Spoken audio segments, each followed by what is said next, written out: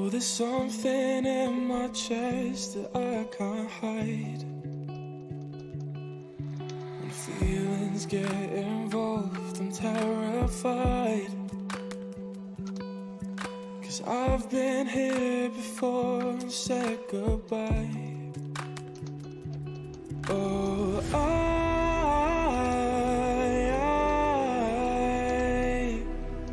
are you the one when I try look I wish I'd find? Oh,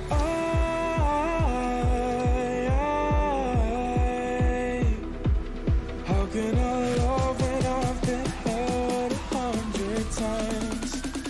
But you would give it one more chance.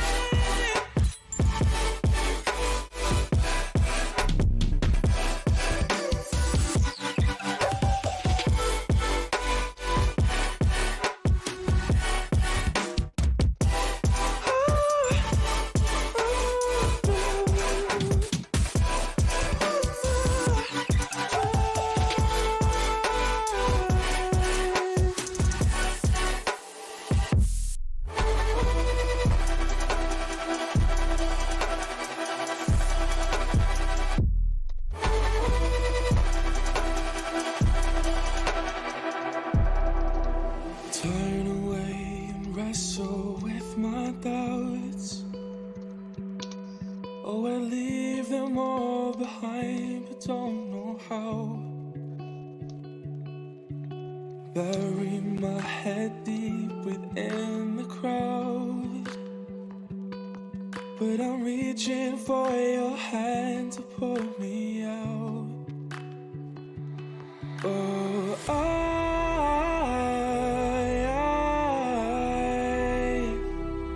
are you the one when I try look I wish I'd find? Oh,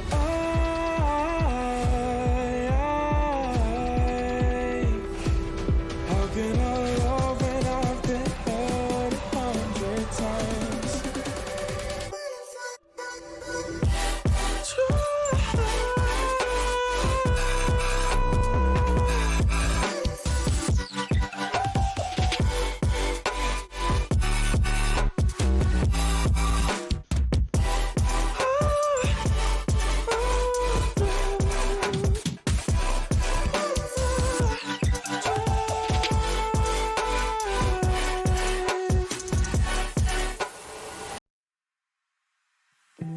You can see straight through my life.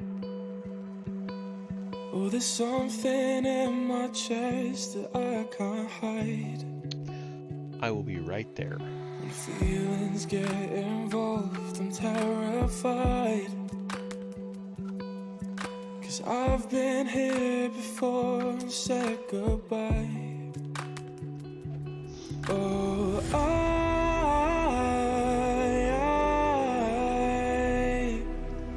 are you the one when I try look I wish I'd find? Oh,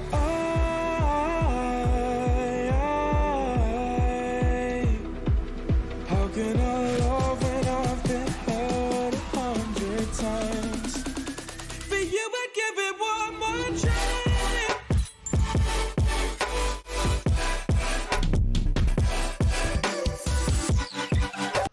Okay, good evening, everybody.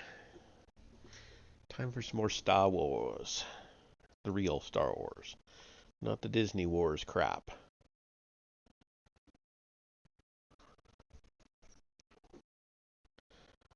Okay.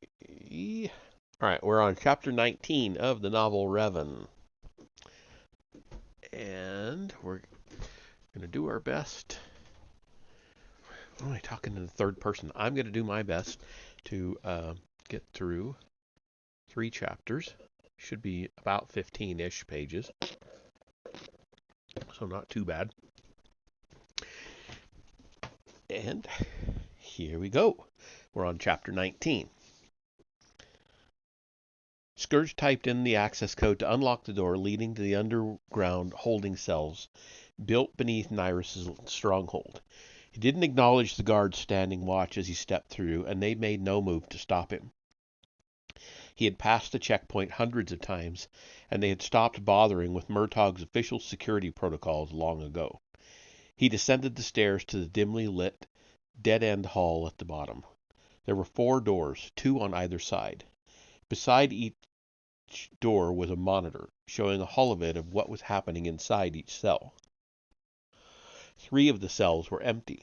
The 4th had been occupied by the same prisoner for the past 3 years. The image showed Revan seated in a familiar position, his legs crossed and his hands resting palms up on his thighs. His eyes were closed, his face calm. Though Scourge knew that had as much to do with the medication as the meditation. The prisoner had not left his cell for even a single moment since his capture. There was a refresher in the corner, a small sink, and a bed against one wall. In the beginning, they had brought in a chair to strap him to for his interrogation sessions, but after the first few months, Scourge convinced Nyrus that torturing Revan was an unproductive waste of both time and resources. By that time, Revan had already told them everything, as much as he could remember, at least. He had revealed that the Jedi had wiped away most of his early memories, including all traces of what had happened to him in the Emperor's dungeons. He had confessed that he had come to Nathema in the hopes of reclaiming his lost past, following the same trail he had embarked on years before. He couldn't tell Nyrus anything about what she really asked, and though she still suspected he had been dominated by and then broken free of the Emperor's will, the scientists she had brought in to study him had been unable to find anything useful with all their testing and research. After 6 months, Nyrus had lost interest in her Jedi prisoner. Her attention moved on to other plots and intrigues, though she kept him alive just in case. But while Nyrus ignored Revan, Scourge had become obsessed with him. The Jedi's command of and connection to the Force was unlike anything Scourge had sensed in anyone else. Even though Revan was constantly drugged, it was impossible not to sense his strength. After years of studying him, Scourge had come to understand why the Jedi had such a fearsome reputation among the Sith. With men and women like Revan in their ranks, it was easy to see how they had beaten back the Sith invasion 1,000 years earlier, and it confirmed what he already suspected. The Emperor's plan to launch another invasion against the Republic at this point in time was tantamount to suicide. However, it was more than the Jedi's raw power that interested Scourge. Unlike all the instructors at the Academy, or even Nyrus herself, Revan had experienced both the light and dark sides of the Force. He had a unique perspective on its strengths and weaknesses, and Scourge was eager to learn from his experience. It hadn't been easy, of course. Revan had regarded him as an enemy at first. Scourge was the being who tortured him for information. But over time that had slowly changed. Revan was held in almost total seclusion. The guards were forbidden to speak with him, and once Nyrus all but forgot about him, the weekly visits from Scourge were his only source of conversation or contact. Scourge understood that long periods of solitary confinement could be even harder to endure than the brutal physical suffering of the interrogations. Loneliness and isolation would eat away at the mind and the spirit. It was inevitable that Revan would forge a relationship with the only person he ever had any contact with. It was a slow and subtle process, and even now they still regarded each other with suspicion and mistrust. But eventually, the instinctive need for interaction had caused Revan to open up. He would give carefully guarded answers to Scourge's questions about his beliefs and philosophies, or let slip bits and pieces of his knowledge of the Force. No matter how long they spoke, Revan was careful to say very little, but over the years the tiny drops of wisdom had accumulated into a great reservoir for Scourge to draw on. Nyrus may have had no further use for Revan, but Scourge was going to exploit this invaluable resource for all it was worth. Scourge unlocked the door to Revan's cell. The Jedi was still wearing the same brown robes he had been captured in. The clothes, like the prisoner himself, had not been properly cleaned in 3 years. Scourge winced at the stale, pungent scent wafting off the human, but it was a small price to pay, considering how much he had already gained from their regular visits.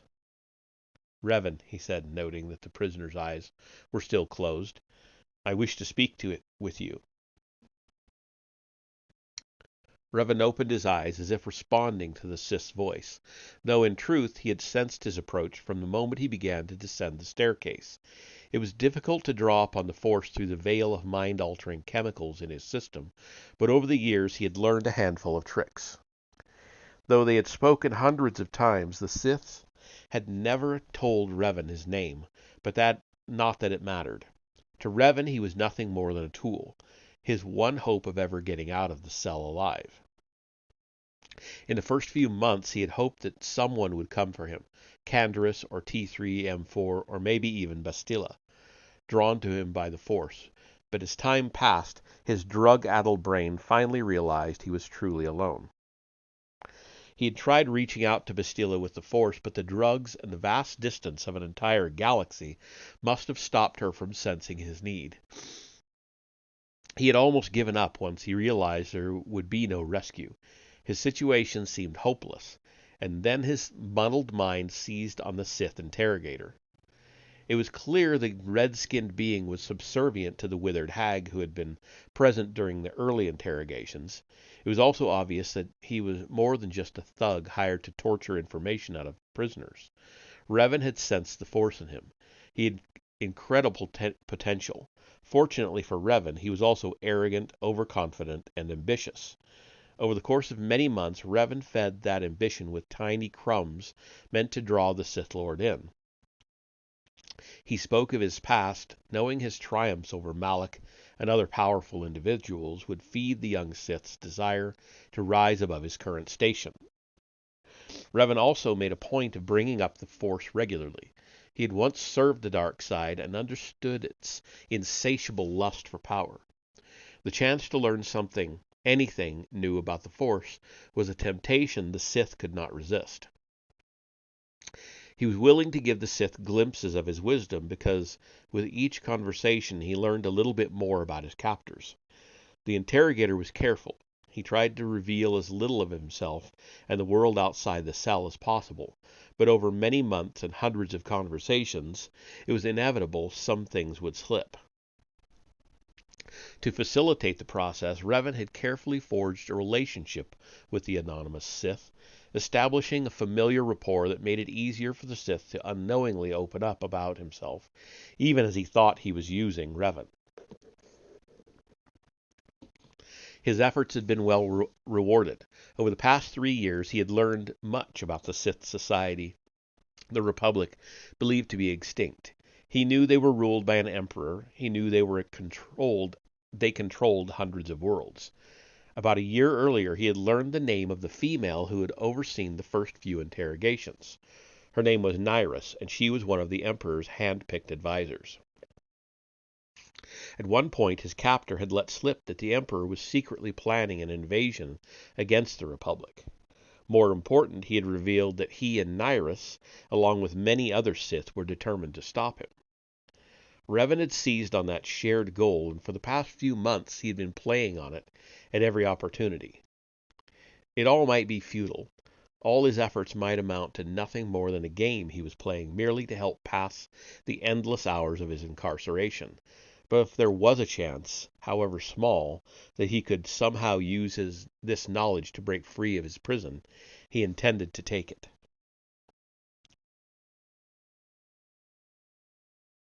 The Jedi had opened his eyes, but he still seemed to be lost in thought. Scourge wondered if they had altered his medication recently. Every few months they had to switch him to a new formula as his body became more resistant to the daily dose of drugs meant to keep him docile and helpless. For the first few days after each switch, Revan seemed even more out of it than usual. "Revan," he repeated, speaking more loudly. He clapped his hands sharply, the sound echoing off the walls of the cell. "I'm sorry, my lord," Revan said in response, slurring his words slightly. "I'm having trouble focusing. It's good to see you again," he added with a faint smile. "I always enjoy our visits." Scourge would never admit it to anyone, of course, but he always enjoyed them. He also enjoyed them. He had developed a great respect and even admiration for Revan. Ironic, given how much his opinion of Nyrus had gone down in the last few months. You seem troubled, my lord. Nyrus still refuses to take any real action against the Emperor, he grumbled. It felt good to say the words out loud. That was an unexpected benefit of being the only person who ever spoke to the prisoner. Anything he said in the cell would never leave these walls. Here he could vent his frustrations aloud without fear of reprisal. She tells me we must be patient, but her energies and resources are focused on besting her rivals on the Dark Council. Nyrus is driven by fear, Revan explained, speaking in the slow, monotonous cadence Scourge had never really gotten used to. Openly striking against the Emperor puts her life at risk. Her own immediate survival is more important to her than the fate of your empire. There are more powerful allies who could be persuaded to help her, Scourge replied. All they need is someone to step up and take charge. All they need is a leader to spur them to action. I was betrayed by Malak, Revan reminded him. Nyrus is afraid the same thing can happen to her. If she steps forward as leader, she can no longer hide in the shadows with the others. She will be exposed, and it would only take one ambitious rival to destroy her, to betray her to the Emperor and bring everything crashing down. Scourge nodded, remembering how Nyrus had done the same thing to eliminate Darth Zedrix. At the time, he had believed her when she said it was for the good of the cause, but now he suspected it had just been an excuse to remove a rival from the Dark Council. If all the conspirators are too afraid to step forward, the Emperor will never be stopped, Scourge muttered. Eventually, he will lead us into a war we cannot win, and the Jedi will wipe us out in retaliation.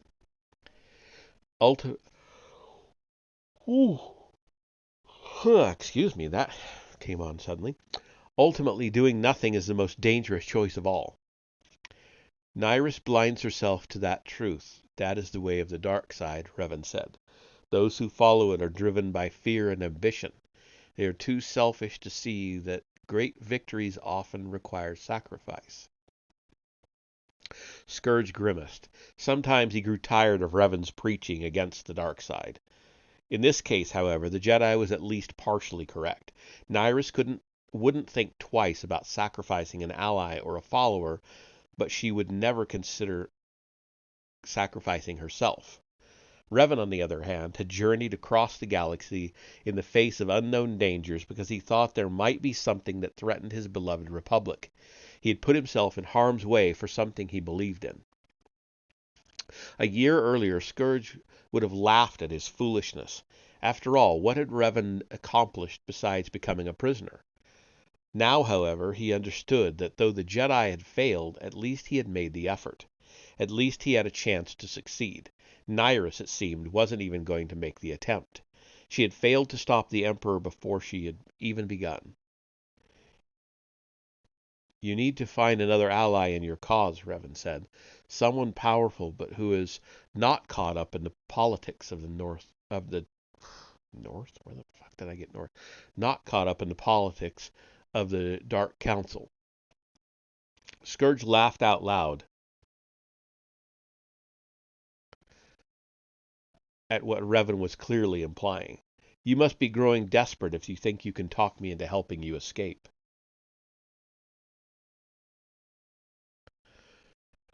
Mentally, Revan winced. He had pushed too far too fast. Instead of subtle manipulation, he had stumbled into revealing a clumsy and obvious ploy.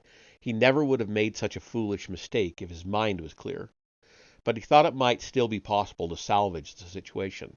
He had to give the Siths something else to focus on, something he cared about above everything else. We share a common goal, Revan admitted. We both want to stop the Emperor from invading the Republic, but I am not proposing an alliance. He paused. I do not need your help to escape. The Force has shown me that my freedom is drawing near. The Force has shown you? What do you mean? Have you had a vision? As Revan suspected, his jailer had never experienced a vision through the Force. It wasn't unusual. The phenomenon was much rarer in those who followed the dark side. Their focus was internal. They used the Force as a tool rather than seeing themselves as instruments of the Force's will. They were not accustomed to opening themselves up to the Force for guidance and direction. The Force has shown me that my future lies beyond these walls, Revan lied. I don't put much faith in visions and prophecy, the Sith said. Have you ever felt a premonition of danger through the Force? Revan asked, trying to help him understand. Sensed a threat before it was revealed?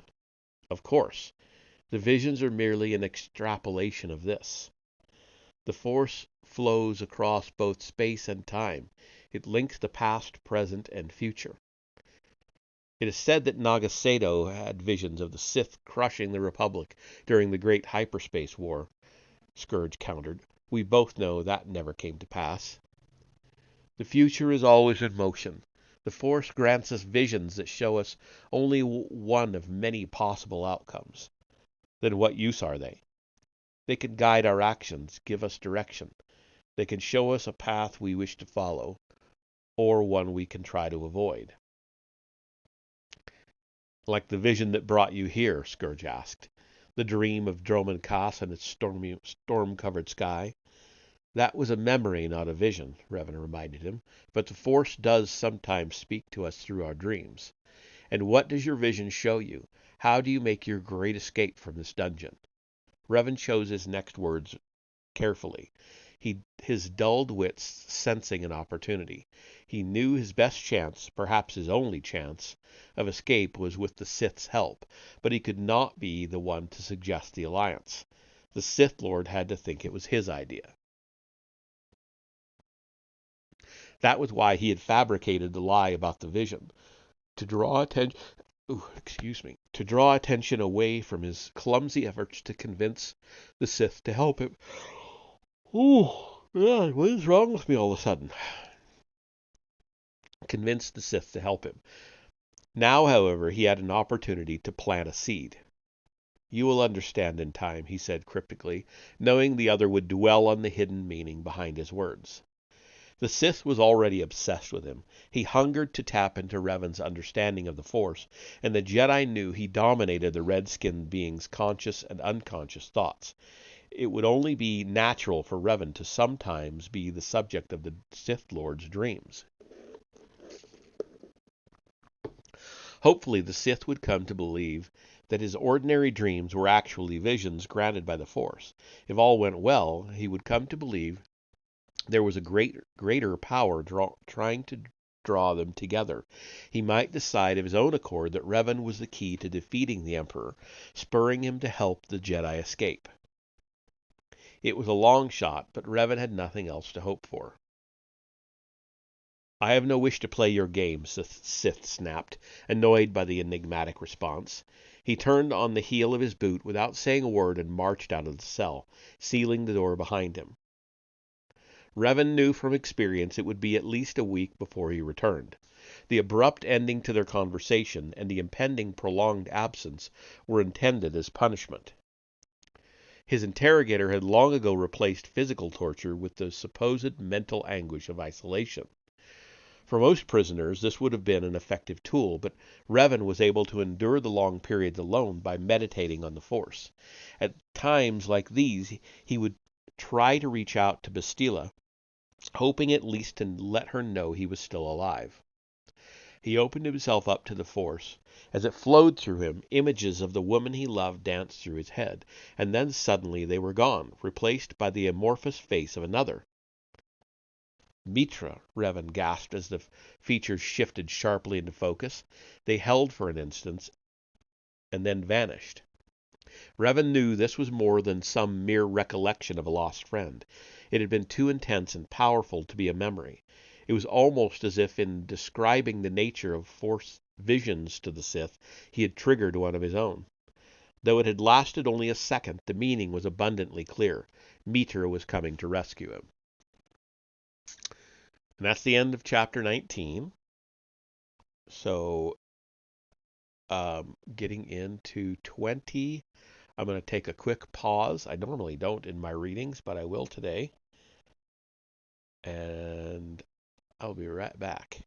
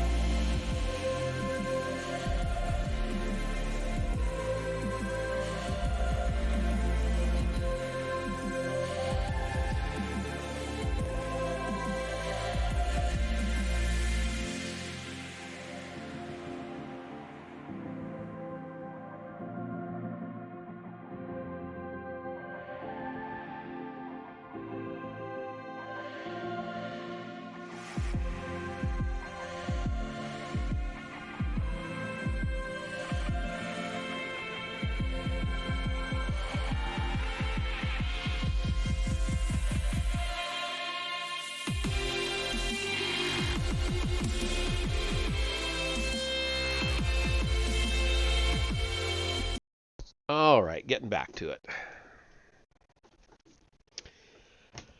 Chapter 20.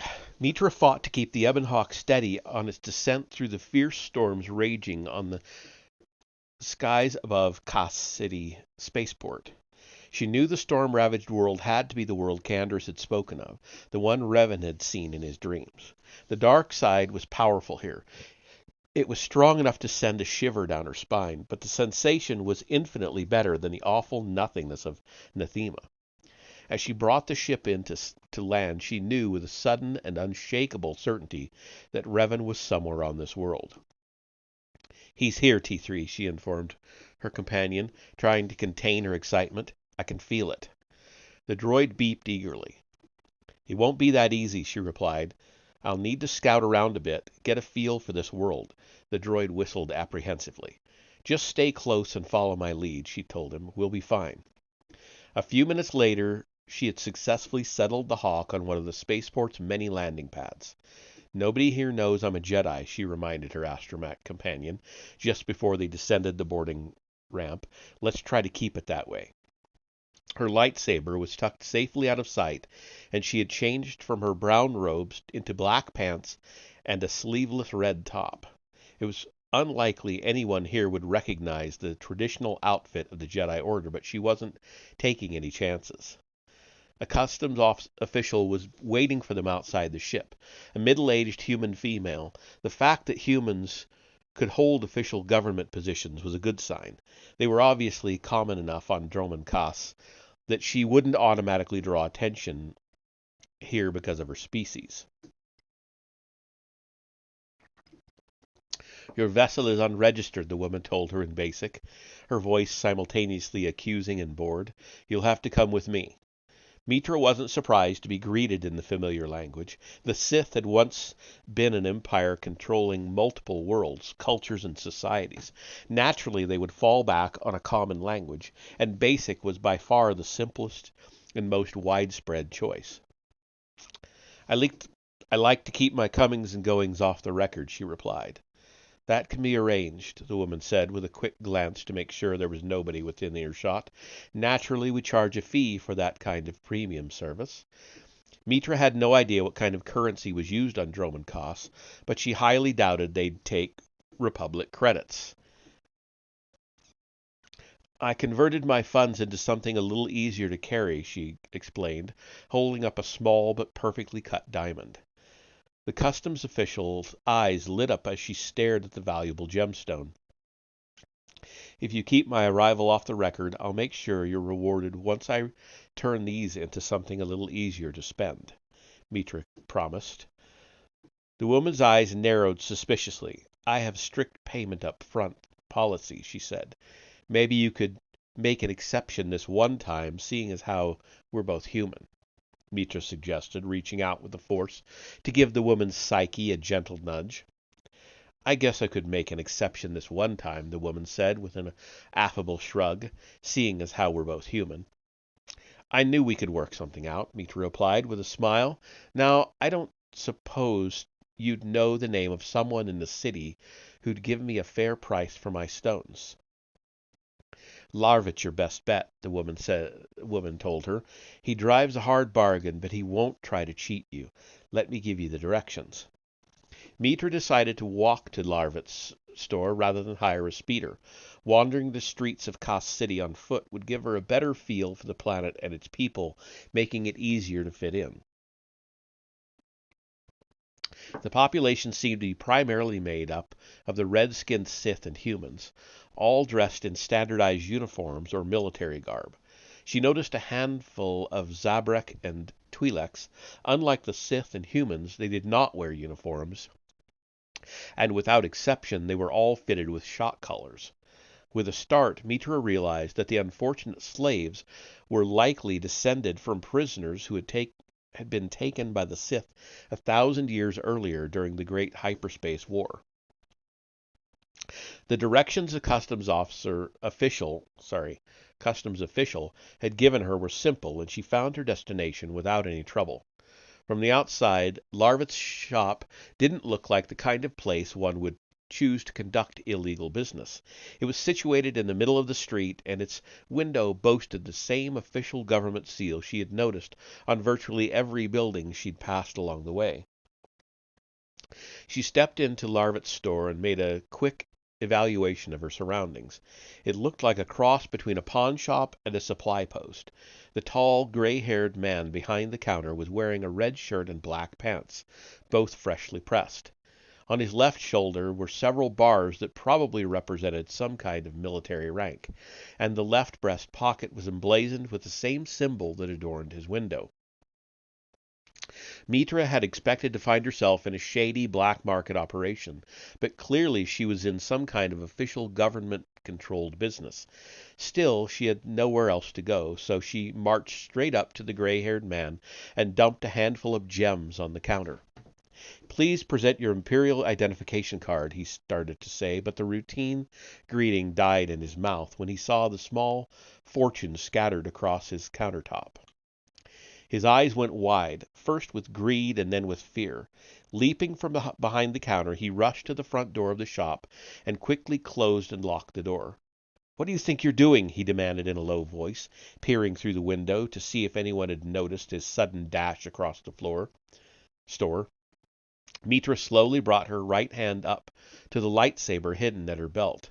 "I was told you're the man to see about business. I want to keep off the record."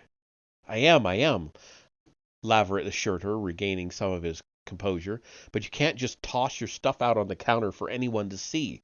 What if an Imperial inspector happened to wander in?" "Sorry," Mitra said. "I didn't realize it was a big deal." Laveret snorted derisively. "Great. A subjugate. Here's a tip, off-worlder. Next time you visit Droman Kaas, learn the customs first." Mitra nodded and let her hand drop, but she remained vigilant. "How did you find out about me?" Laveret asked. "Who sent you?" "Does it matter?" Mitra replied. Laveret shook his head and made his way back over to inspect the stones still sitting atop the counter. "Is this the full extent of your collection?" he asked, picking up one of the gems and bringing it up to his aging eye for closer inspection. "It's as much as I'm willing to sell right now." "I understand," he said with a smile. "Do you need the credits immediately, or can you wait a few weeks?" "What's the difference?" "I can offer more if you give me time to find the right buyer," he explained. Mitra shook her head. "I don't have that kind of time." "That is unfortunate," he said sympathetically. "That will have to be reflected in the price, of course." "Of course." "I'm willing to offer 7,000 Imperial credits for the lot," he said, leaning back and crossing his arms to signify the price was non-negotiable. Mitra wasn't about to fall for such an obvious ploy, even though she had no concept of what an Imperial credit was actually worth. She had done enough haggling in her day to know that his opening offer was merely a baseline. 20,000, she countered, knowing it was a ridiculously high number. "Even if you could wait to find a buyer, I could never go higher than 18, he answered. "I'll give you 10. "Make it 15, and I promise I'll come to you first the next time I'm looking to deal." "I'll give you 12, he said, wagging a finger in her face. "You won't find anybody else who will give you higher than 11. "I'll sell them for 13 and some information," she answered. "What kind of information?" "I'm looking for someone, a friend. I need the name of a contact who knows how to find people." "People that don't want to be found?" "I'd rather not say." The storekeeper crossed his arms again and stroked his chin thoughtfully. "Make it 12.5 and we have a deal. I'll even set up the meeting." 10 minutes later, Mitra walked out of his establishment with 12,500 Imperial credits and an appointment to meet someone called Seshel in 2 days. Mitra was surprised by the high-class atmosphere of the Nexus Room. Over the past 2 days, she'd come to learn that Imperial society was all about status, caste, and class. Clearly, her contact was a being of significant rank. She was greeted at the door by a young human male wearing expensive clothes and a prominently displayed slave collar. Larvet must have provided a description of her because he seemed to know who she was. "Welcome to the Nexus Room," the young man said, casting his gaze respectfully to the ground. "Master Seshel is expecting you." In Mitra's eyes, slavery was one of the most vile and despicable practices in the galaxy. The Republic had officially condemned slavery, though she knew it still existed, under euphemisms like indentured service or lifelong personal attendant, and on Hutt-controlled planets, which were outside Republic jurisdiction, individuals were openly bought and sold like chattel. But somehow, what she had encountered on Droman Kos seemed much worse. In the Sith Empire, slavery was a societal institution, governed by laws and regulations and seemingly accepted without question by the citizens. Slaves were symbols of rank. The wealthy and powerful used them as status symbols to be paraded out in front of their peers. There was an abject hopelessness in the eyes of the slaves. They were condemned to a lifetime of servitude with no chance of freedom. Even on Hutt world, slaves could at least dream of one day escaping to the Republic and starting a new life. But in the Sith Empire, slaves had nowhere to run. Every planet would condemn them. At best, an escaped slave would be returned to a wrathful owner or claimed by a new one. Multiple escape attempts were met with public execution, a slow and agonizing death according to what Mitra had seen in the official records from Anathema. "Forgive me, mistress," the young man said, bowing low and folding his hands together in a universal gesture of supplication, "but droids are not allowed inside the club." "Wait here, T3, Mitra said. Her voice was sharp as she fought to contain her outrage at the young man's circumstances. Unfortunately, the slave thought her barely contained anger was directed at him, and he began to tremble.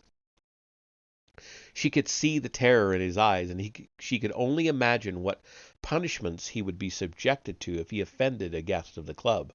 But he no doubt faced even worse consequences if he were to violate the rules and let T3 accompany her inside. She didn't dare offer him any words of comfort. She couldn't do anything that might draw attention to herself, so she simply had to let the young man suffer silently, hoping his mental anguish would quickly pass once she went inside. "But please follow me," he stammered. Still trembling, he led her to the table in the back where a Sith in expensive courtier's clothes was already seated. She could tell by his appearance and even by the way he sat that he was more diplomat than warrior. There was something soft and supple about his appearance. His muscles were not well defined, and he didn't seem to possess the physical self-awareness common among those who relied on their martial skills to survive. He was clearly part of the aristocracy. Mitra made a mental note not to underestimate him. What he lacked in physical prowess he probably more than made up for with intellect and cunning. Cecil dismissed the young slave with a disparaging flick of his wrist, then motioned for her to sit down at the table in the chair across from him. As she did, he flashed a well-practiced smile, and she noticed something odd about his face.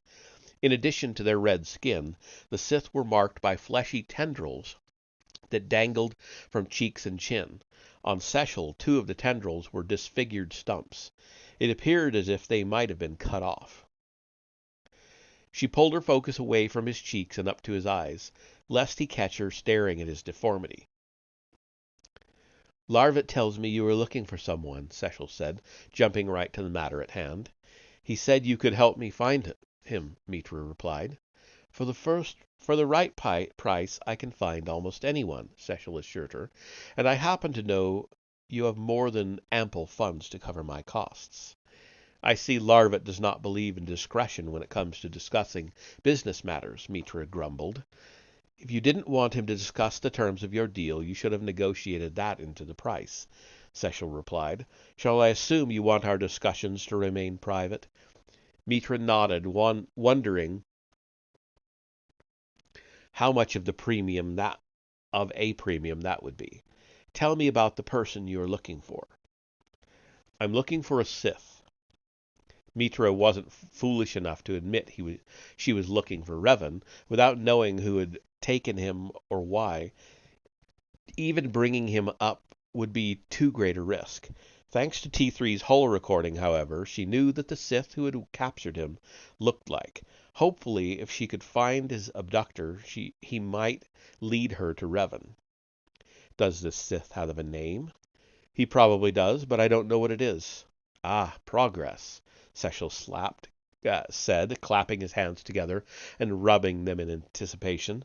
Now we know he is male. Can you provide me a description?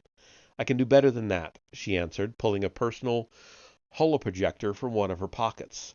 She flicked a switch, and it displayed a still image she had copied from T3's holo-recording. The image was carefully cropped to remove all traces of Revan or the Ebon Hawk, leaving only a close-up of the Sith who had taken him. Sechel's reaction to the image was so subtle that Mitra almost didn't notice it. His eyes widened slightly in recognition, an instinctive, unconscious reaction. It lasted only a fraction of a second, and Mitra was impressed with how well he was able to hide his surprise. Interesting, the Sith said, pretending to study the picture. He appears to be a Sith Lord. That means I will have to charge extra.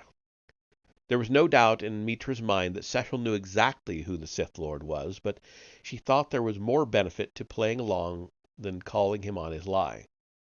I need to speak with him on an urgent matter. Perhaps if you tell me the nature of your business, I will help you track him down. Is he a friend? An enemy? Not a friend, exactly, Mitra said evasively, but certainly not an enemy. He has information about a private matter that I wish to discuss. Keeping information from me will make my job more difficult, Sechel warned her. It will drive up the price substantially. You already know I can pay, she reminded him. My business will remain private. If I do locate this being, what should I tell him? Mitra hesitated. She didn't know the exact nature of the relationship between Sechel and the mysterious Sith. If they were friends, he wouldn't simply tell her where to find him, not without warning him first. I would like you to set up a meeting between us, she said finally, hoping her answer was vague enough that Sechel might still suspect she didn't mean the other Sith any harm. A private meeting, yes? He asked with a smile. Mitra nodded. Very well, he said. I will try to locate him and offer to set up a meeting. Of course, I can make no promise that he'll agree to see you. It's in his best interest, Mitra said.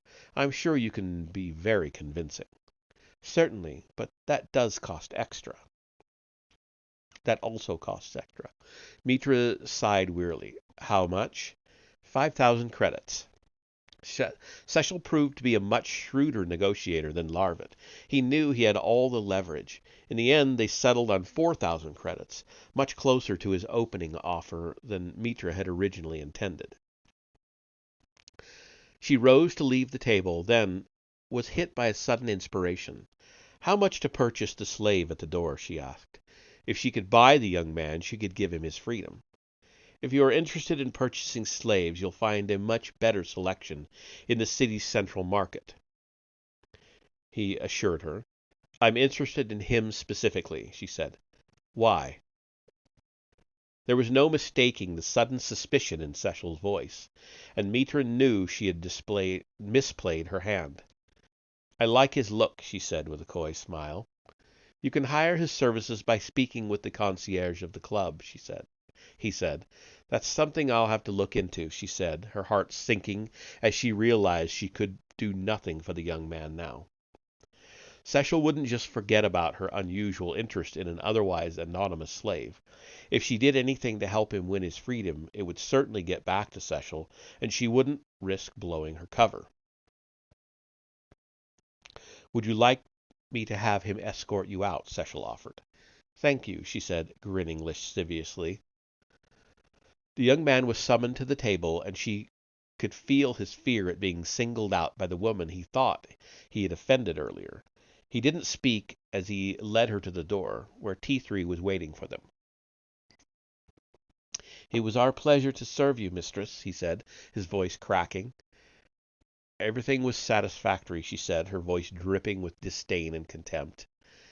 The slave bowed and backed away, obviously relieved at what he perceived to be a more normal reaction from a patron of the club. Once he vanished back inside, Mitra spun on her heel and walked away quickly, anxious to put the club behind her. T3 scurried to keep up, beeping up out a question. "We're getting closer," she promised him. Then she added, "The sooner we're off this accursed world, the better." And that's the end of chapter 20. So we're going to go plow on ahead. Chapter 21 should be about 5 or 6 more pages. And then we'll call this a session. Chapter 21. You will understand in time. Back in his private quarters, Scourge tried to push the last words of his most recent conversation with Revan from his mind, but they kept returning. It had been almost a week since he'd walked out on Revan, abandoning him to suffer the torments of solitary confinement. They had been talking about visions, how the Force could speak to you if you listened, how it could show you visions of your possible future. The Jedi had implied that he had witnessed something to do with his eventual release from Nyrus's prison, but Scourge knew better than to take anything the captive said at face value. Wow, at face value. Revan was smart. Even as Scourge used him to learn about the Force, the Jedi was trying to manipulate Scourge into helping him escape. It was possible everything he'd said had been nothing but lies, but it was also possible he'd been telling the truth. Maybe he really had seen something that gave him hope of escape. Scourge knew he should tell Nyrus about this latest development, but so far he had kept silent on the matter. If she knew, there was a strong chance she would simply decide to execute Revan rather than allow him an opportunity to escape. And that was the real problem. If Revan died, did any real chance of stopping the Emperor die with him? When the Jedi said Nyrus would never step forward to lead the others against the Emperor, the words rang true. Revan, on the other hand, had already proved he was both eager and willing to stop the Sith from invading the Republic. He had hinted at an alliance between them, and as ridiculous as it might have seemed at first, Scourge couldn't help but see some merit in the idea. They shared a strong commitment to a common goal. Alliances had been forged on far less. But agreeing to work with the Jedi wouldn't just mean freeing him from his cell. It would mean a betrayal of Nyrus, and Scourge wasn't ready to take on both her and the Emperor quite yet. Especially when all of this was predicated on an alleged Force vision of Revan's that might not actually have existed. The sharp knock on his door came as a relief. His mind was running in circles. It would be good to have something to distract him. When he opened the door, he was surprised to see Seshel standing on the other side. For the most part, the sycophantic Sith had avoided him for the last 3 years, partly out of fear and partly because Nyrus had forbidden him from seeking vengeance for the brutal interrogation that had left him scarred for life. There had been occasions where they had been forced to work together on some task or mission for Nyrus, but the innate mistrust all Sith had of one another had escalated between them to the point that it actually impacted their ability to work effectively together. It hadn't taken long for Nyrus to realize their talents were put to better use independently. "Why are you here?" Scourge asked. "I have news you will be interested in," Seshel replied, smiling in a way that made Scourge want to strangle him. "Did Nyrus send you?" "I am here of my own volition." "What is this about?" Scourge demanded. "Aren't you going to invite me in?" "No." Seshel shrugged. "I was only trying to show some discretion. For your sake." "Get to the point," Scourge said through gritted teeth. "A woman came to me today. Human. She's looking for you." "A human? Why?" "She didn't say. She didn't offer her name, and given her reluctance to discuss the matter, I didn't ask." "If she found you, then she already knows where to find me," Scourge said. Seshel shook his head. "We crossed paths quite by accident. She has no idea you and I know each other at all. She simply hired me to find you." "Maybe you'd better come in and tell me the whole story," Scourge said, relenting and stepping aside. "On second thought, I think I'll stay out here," the other Sith replied. "I get the feeling you don't like the answers I'm giving you." "Do you think I need to get you alone to inflict pain?" Scourge asked, casually reaching out with the Force to give Seshel's windpipe a quick squeeze. Sechel gasped and threw his hands up to his throat, his eyes wide with fear. "Nyrus will have your head if you harm me again," he blustered. "That won't bring you back if you're dead," Scourge pointed out. "Now stop playing games and tell me exactly what happened." "This woman was referred to me by a business associate," Sechel explained. "She offered me a substantial sum to track down the man in her holo-image." "A holo-image? Apparently she doesn't even know your name, but she has an excellent image of your face, and she's willing to pay a substantial sum to meet you." "And you have no idea why?" "I can speculate." "Please do." "Think of how many lives you have ended, how many assassinations you've performed. Isn't it possible that on one of these missions your face was captured by a security cam?" Scourge was always careful on his missions, but nobody was perfect. "It's possible," he admitted grudgingly. "Now imagine someone who knew the victim finds the footage, maybe a wife or a daughter. Driven by her lust for revenge, she could search the whole empire for the one who wronged her. You think she wants to kill me?" "Probably. Most people do, but she insisted on meeting you in person." "Why are you telling me this?" Scourge asked abruptly. "I have a reputation to protect. She paid me to do a job. I don't want rumors to spread that I cheated a client. It's bad for business." "Does Nyrus know about your so-called business?" "She allows me to freelance as long as it doesn't interfere with my work on her behalf. And in this case it may actually benefit her and you," he added. "If this woman intends you harm, she must be dealt with appropriately. That is why I think you should meet with her." "And there's always a chance she might actually succeed, isn't there?" "Doubtful," Sechel said. "Just to be on the safe side, though, I wouldn't suggest you go to meet her alone." "You want to come with me?" "Not in the least," Sechel assured him. "This seems more like a job for Murtaugh and his crew." Scourge didn't speak right away. He ran over everything Sechel had told him, trying to determine if he was being set up. The mere fact that Sechel hadn't simply turned the woman away was enough to make Scourge wary of the meeting. If someone really was looking to do him harm, it was doubtful that Sechel would warn him, simply because they both served Nyrus. But if he suspected the woman was tied to something in Scourge's past, some dark secret or inconvenient truth, bringing it to light was an effective way to make Scourge look bad. If she turned out to be someone looking for revenge, it would prove that Scourge had been sloppy in the past, planting seeds of doubt about him in Nyrus's mind, and even if she wasn't, the situation was still likely to create some kind of mess for Scourge to clean up. That alone might be enough to convince Sechel to help her. Simply refusing the meeting wasn't an option, however. Now that he knew she was out there, Scourge had to take action. Whatever the motive behind her search for him, he had to face her. It was the only way to unravel the mystery. Sechel knew all this, of course. That was why he'd suggested sending Murtaugh along. On the surface, it appeared to be the best way to deal with a possible enemy, but Scourge knew what he really wanted was to have somebody else there who would report back on the meeting if the truth turned out to be embarrassing. On the other hand, if he decided to meet her alone, he was putting himself at greater risk. It might also look like he had something to hide, and he had no doubt that Sechel would twist that fact to suit his own needs somewhere down the road. "Congratulations," he said to the smaller Sith. "You've backed me into a corner. Set up the meeting, and tell Murtaugh and his men to be there." "Of course, Lord Scourge," Sechel said with a mocking bow. "I'm always happy to be of service." Mitra was wary of a trap even before she felt the warning premonitions through the Force.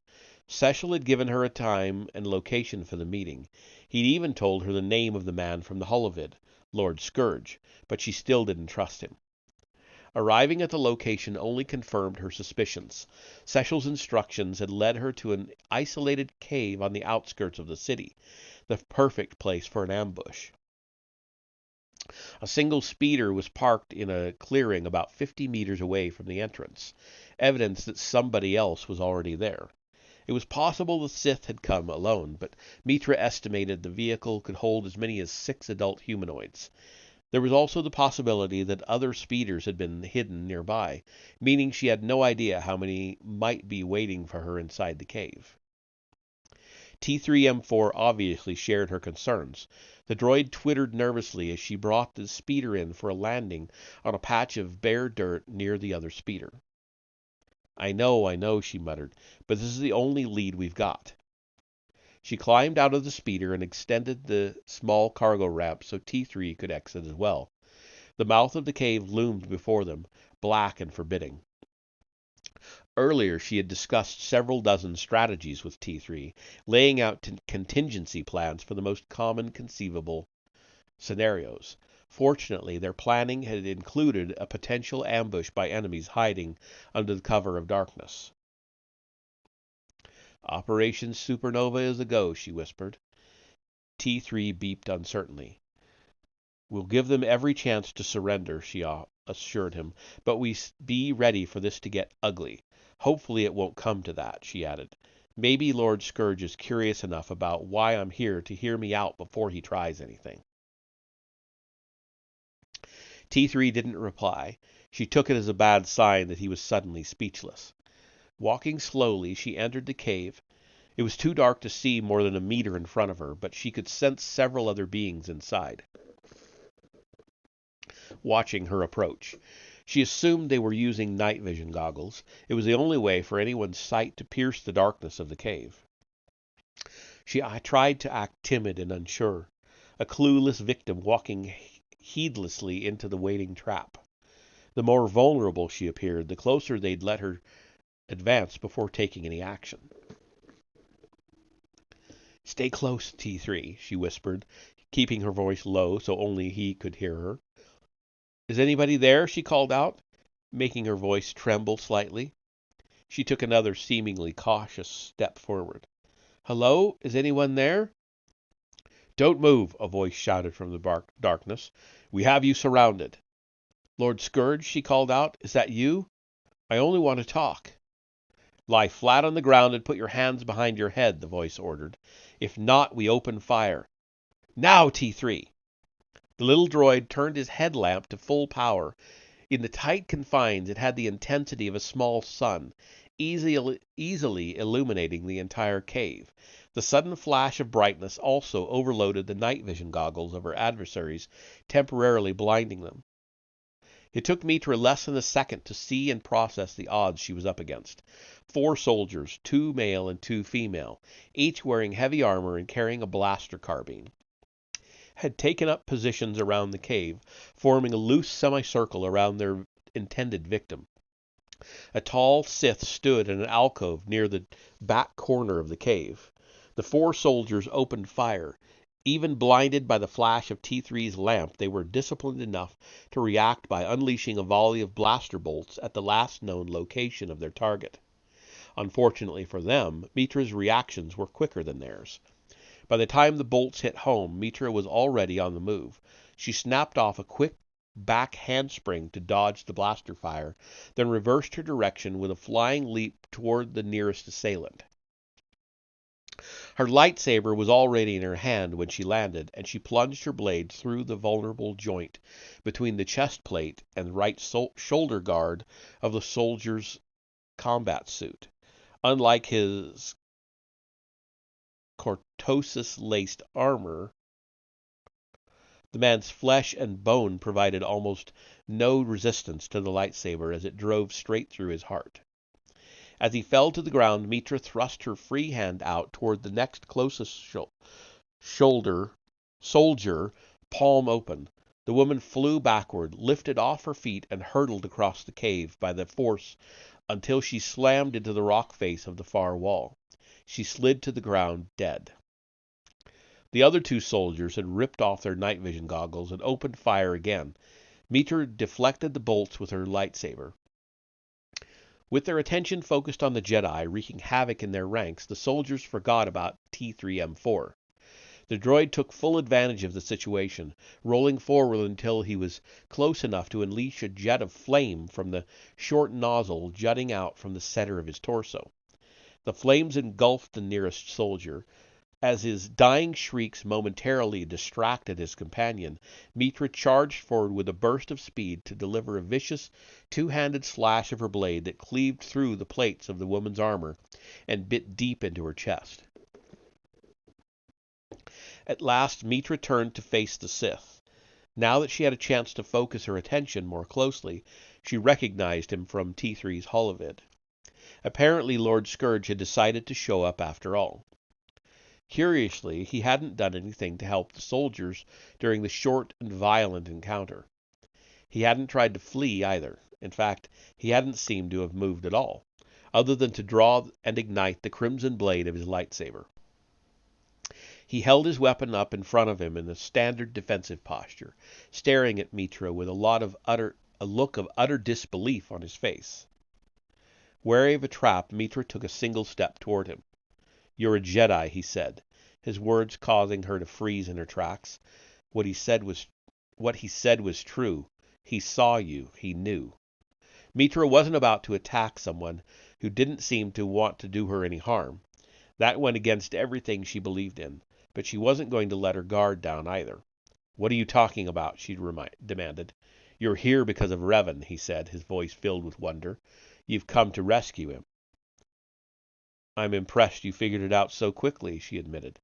"I didn't figure it out. Revan told me." The instant the blue-bladed lightsaber had materialized in the human female's hand, Scourge realized she was a Jedi, and he could only think of one reason a Jedi would come to Dromund Kaas in search of him. She was here to rescue Revan. He was impressed with how easily she had dismantled Murtaugh and his hand-picked team. He could feel her channeling the Force, yet it was somehow different from what he had felt when he battled other Sith. She wasn't afraid to kill, but he sensed she took no real pleasure in it. Instead of feeding off her anger and hate, it was as if she kept her emotions at arm's length, so the Force could flow through her unhindered. Part of him wanted to leap into the fray. Battling this Jedi would be the true test of his skills. He didn't know which of them would prove the stronger, but he was intrigued by the challenge. Yet another part of him knew she represented something far more significant than a worthy foe. "What do you mean Revan told you?" she demanded. "When I last spoke with him, he said something I didn't believe. I thought he was lying to manipulate me. I didn't understand what he was trying to tell me." Actually, Scourge still wasn't sure he understood. Not fully. The female Jedi's presence was proof that Revan was telling the truth about his Force vision. He had hinted to Scourge that his freedom was close at hand. He must have had a premonition of her arrival. The revelation was what had stayed Scourge's blade. He wasn't willing to do battle with her until he had carefully considered all the implications and alternatives. "If you spoke to Revan, then you know where he is," the woman said. She was still poised in a combat-ready stance, as was Scourge, neither willing to make the first move, but each ready to respond to an attack by the other. "Revan is a prisoner," Scourge told her. "Then I order you to set him free," she demanded. "It's not that simple."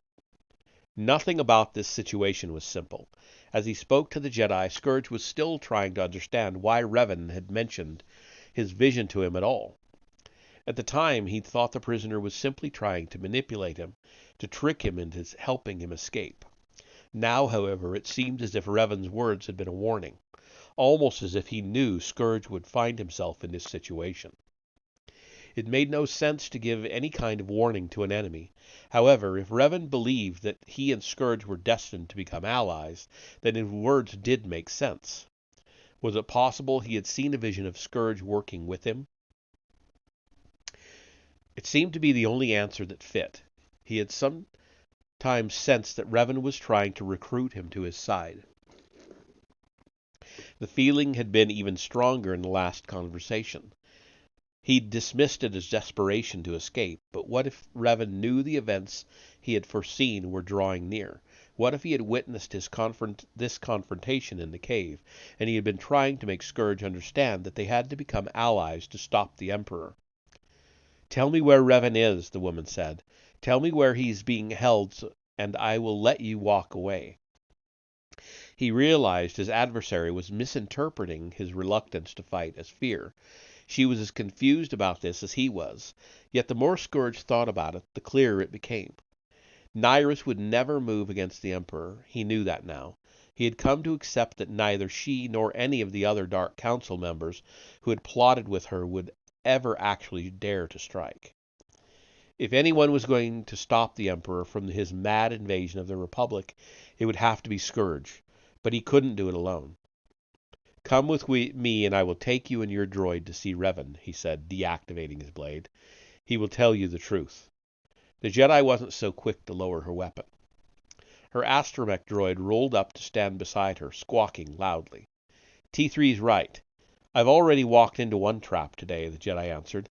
"I think I've hit my quota." Scourge understood her reluctance. Under normal circumstances, she would be a fool to accompany him, but this situation was as far from normal as he could imagine. "Revan told me you were coming," he tried to explain. "I think the Force gave him a vision of us working together." "Then why did you set an ambush?" "I didn't know who you were," Scourge pointed out. "You wouldn't tell Cecil any of the details of who you were or why you were looking for me." "You're lying," she said, with a disbelieving shake of her head. "You're afraid to face me. You'll say anything to avoid a fight." "Do I seem afraid to you?" "No," she admitted. "You seem strangely calm." "That is because I finally understand what Revan meant. He wants us to unite against the common foe." "What common foe?" "Our Emperor is planning an invasion of the Republic. Revan wants to stop it. So do I." "Why would you want to stop an invasion of the Republic?" "The Emperor is mad. He wants to repeat the mistakes of the Great Hyperspace War. He wants to plunge us into a conflict that will end with our extinction." The Jedi lowered her lightsaber but didn't deactivate it. "Then why did you take Revan prisoner on Nathema?" "That was before I knew his purpose here." He could tell she was still suspicious, and rightfully so, but he thought of something that might convince her. "You speak of Nathema. Have you been to that world? Have you walked upon its surface?" "I have," she said quietly, and he could tell from the haunted expression on her face that she spoke the truth. That was the Emperor's home world. He gave himself greater power. To give himself greater power, he unleashed a ritual that devoured everything. When I saw what happened there, I understood the true depths of his insanity. I realized his mind was so twisted and disturbed that he was not fit to rule, and I swore to find a way to stop him." He paused and looked steadily at Mitra. "You walk the path of the light. I have chosen to follow the dark side, but we both know the horrors of Nathema are a blight upon the galaxy. Revan knows this as well. That is why he wants us to work together." The Jedi considered his words carefully, then deactivated her blade. But Scourge could tell she still wasn't wholly convinced. "Before I go anywhere with you, I'm going to need more to go on than just your word," she said. Scourge nodded.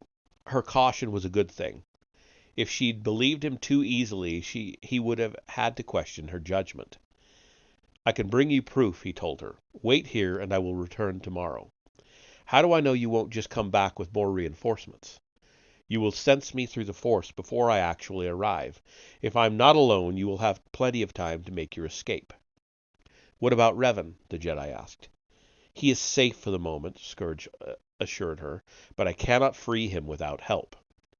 "You have until tomorrow," the Jedi told him. "Return with proof and we can work together to free Revan." Scourge tucked the hilt of his lightsaber back into his belt and walked slowly past the Jedi and her droid toward the entrance of the cave. They stepped aside as he approached, keeping a safe distance between them. Just before he left the cave, the Jedi called out a final warning. "If you betray me in any way, if you come back with reinforcements, or even if you don't come back at all, I will hunt you down." "Save your anger for the Emperor," the Scourge called back over his shoulder. "He is the real enemy." And that is the end of chapter 21, and that is where we're going to leave it tonight, because that's 3 chapters, and I can tell my voice is going. So, call it good there, and move on.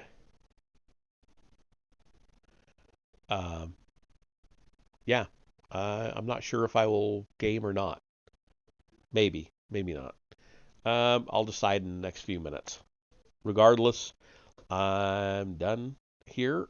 I'll see you for the next Star Wars reading on Wednesday. Otherwise, it's a cult reading tomorrow night. See you then.